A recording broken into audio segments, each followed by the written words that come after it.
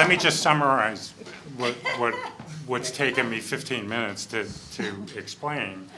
And again, you go back to the idea that this was a liability that was down below the line of $4.25 billion, that the Governmental Accounting Standards Board said, you got to move that up to long-term debt, guys.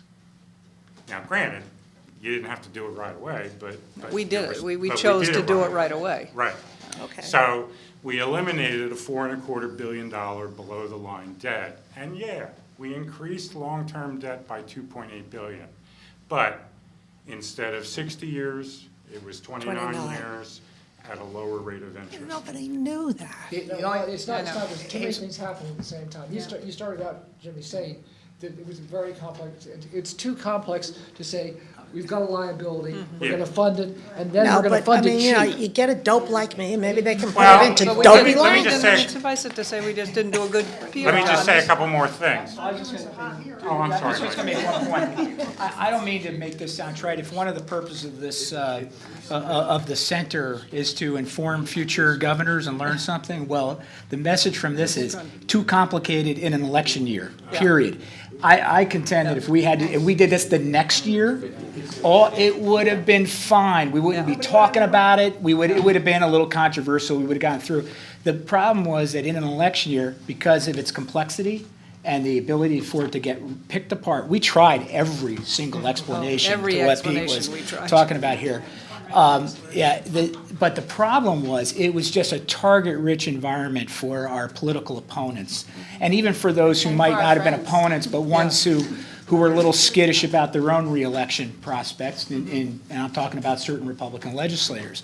And the combination of Ones that things took us just to made it court? deadly. It just made it deadly. Too complicated in an election year. Year later, wouldn't have been a problem. There were three parts to the proposal, three bills that made up the proposal, as I recall.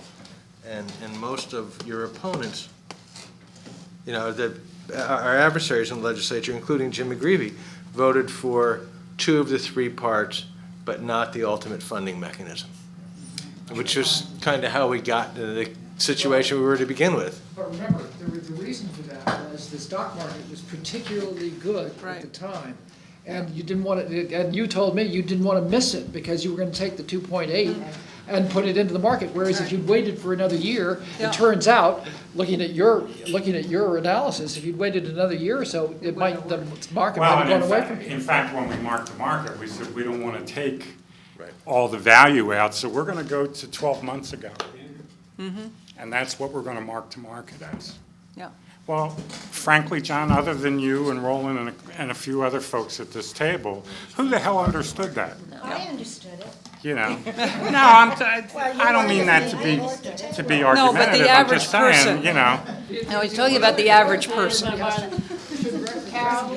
Can I just say that I had to explain it as a speechwriter, and I have a speech right here from April 11th, 1997, and it's 2 short paragraphs, and still it just seems like what?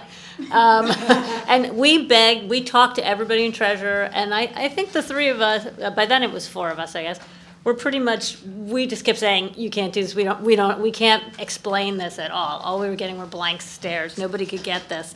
And I think if we're looking at a lesson too, because it kills me. It kills me because I feel like they have to criticize you on this because later elected officials feel they have to be bipartisan. So, the zeros were terrible, so they have to take it down to the 90s. And so this is the thing they hang their hat on. And they always say it wasn't to balance our budget. Now they say it's to pay for your tax cuts. But I think the minute we took one dime for cost avoidance or budget balancing or anything, that was the policy mistake. Because then they were able to say, you balance your budget with it, and you mortgage your house to pay for your groceries, and that stuck. People understand that. Don't mortgage your house to pay for your groceries. You couldn't beat that. We had no language. We tried. Pete tried, because by then I think we were still in policy and planning, but it was impossible to talk about.